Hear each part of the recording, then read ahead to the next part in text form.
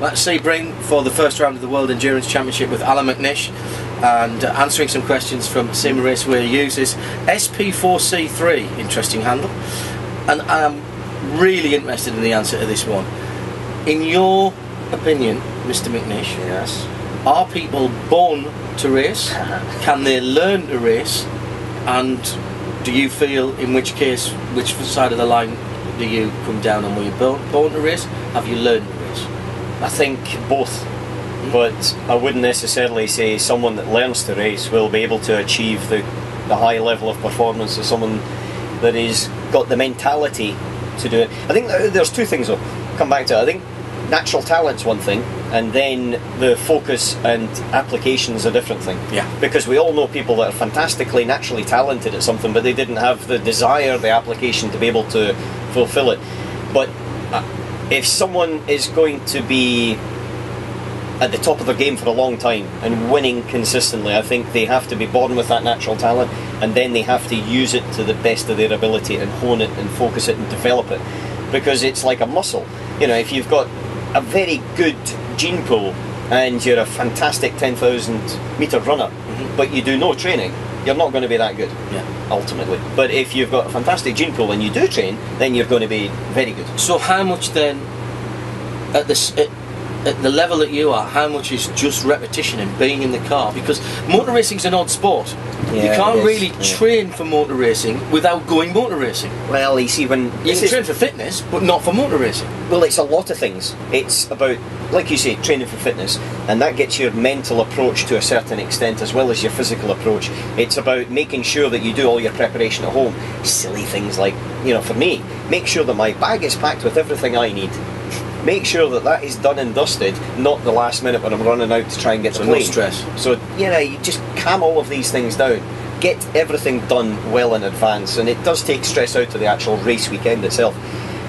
When I was a kid though, in karting, it was a lot easier to get into, it was a lot cheaper, and it was a lot easier to basically learn your ground rules, get your base skills sorted out, and then to develop those skills. That's not the case nowadays. And also the other thing is technology's moved on a heck of a lot, and I know, well, we saw today over on the far side in the Simraceway Centre that there was some young kids in there, 8-9 years old, getting onto the sim, and they were driving it as if they had done it so many times. It was much more instinctive to them than necessarily it would have been for me at that age, because there was nothing like that. For me it was the real deal of nothing. And now someone can actually do so much of their, I don't know, probably 75-80% of their learning and their development before they ever sit in a car or a kart, because they can actually practice apexes, and if they've got an actual field, they'll find the line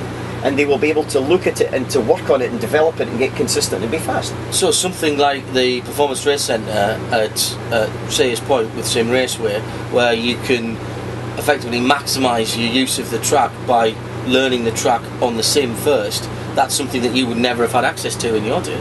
No, crikey me, there was computers weren't around in my day. People still had it was 1901. Still had a typewriter, I can tell you. You know, we had a pencil and a rubber. You remember those things? Look, you had a slate.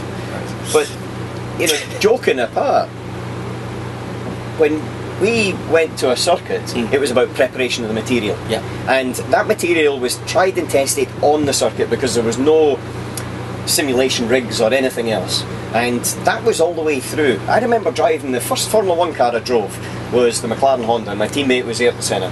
I was 19 years old in Estoril, and Honda were the engine partner, and that was the best. They were world champions, and they had a graph trace of the speed of my lap and Senna's lap, and they put them together and they held them up to the light. They had two pieces of paper held up to the light to see where the differences were. They couldn't even overlay 2 laps. That's how basic it was. And I'd already been racing as a professional racing driver for 3 years at this point. So, it's massively moved on. And on the other side of it as well, I think a young driver's preparation has moved on as well. Young drivers now at the age of 16, they're very physically fit, They're mentally a lot stronger, more adept to speaking in, you know, with the media and that sort of thing. They know about fitness and diet and stuff like that. And that was very much later in my life. There was no question about it. It was because the technology and the information wasn't there.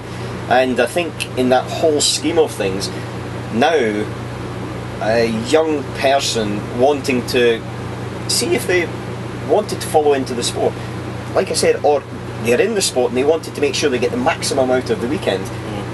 Whereas I was doing 80% of my bag preparation, cleaning the visor, making sure the cart was clean and all that sort of stuff. They can actually be doing all of that, but also getting all their lines sorted out, getting their feel, getting their focus, their mind into gear, that they are actually going to be going racing that next day. And that makes a heck of a difference. Good one.